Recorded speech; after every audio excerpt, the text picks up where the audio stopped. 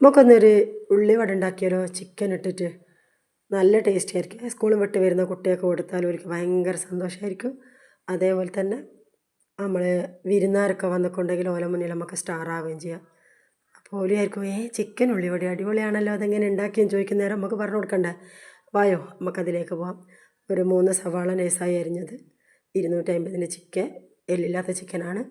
അതേപോലെ തന്നെ മല്ലിച്ചപ്പ്, കറിവേപ്പില, പച്ചമുളക്, ഇഞ്ചി. അരിപ്പൊടി ഇടാം. അരിപ്പൊടി എന്ന് വെച്ചാൽ ഞാനൊരു ചെറിയൊരു കൊണ്ടുള്ള സ്പൂണാണ് എടുത്തത്. അതിലുള്ള 1.5 സ്പൂണാണ് ഞാനിട്ട്.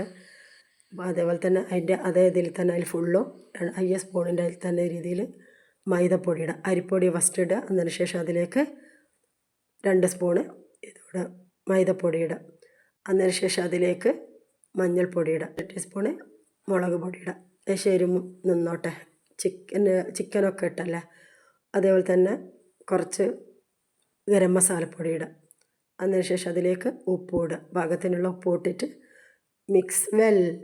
എല്ലാം ഒന്ന് മിക്സാക്കുക എന്ന് വെച്ചാൽ നല്ലോണം ഞെരടണം കേട്ടോ. കൈ കൊണ്ട് നല്ലോണം ഞെരടിക്കോ.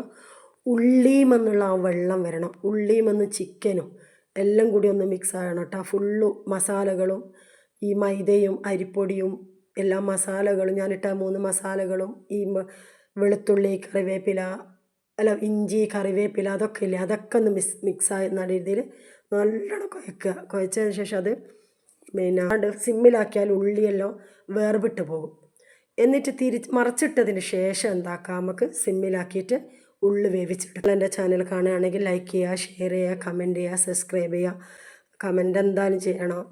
ഞാൻ തുടക്കക്കാരിയാനെ കൊണ്ട് മുന്നോട്ട് പോകണമെങ്കിൽ നിങ്ങളുടെ സപ്പോർട്ട് എന്തായാലും എനിക്ക് വേണം. ഒരുപാട് ആൾക്കാരുടെ സബ്സ്ക്രൈബ് ചെയ്യാണ്ട് കാണുന്ന, അതും ദയവ് ചെയ്തിട്ട് നിങ്ങൾ സബ്സ്ക്രൈബ് ചെയ്തിട്ടൊന്ന് കാണുക. സബ്സ്ക്രൈബ് ചെയ്യുക, സപ്പോർട്ട് ചെയ്യുക പ്ലീസ് എന്നെ. ഫുൾ വീഡിയോ അതിൽ അടിയിൽ ചേർത്തിട്ടുണ്ട്, കാണാൻ മറക്കല്ലേ. പിന്നെ നിങ്ങളൊന്ന് ഇതൊന്ന് ഉണ്ടാക്കി നോക്കി ഫീഡ്ബാക്ക് പറയണേ. Okay, by.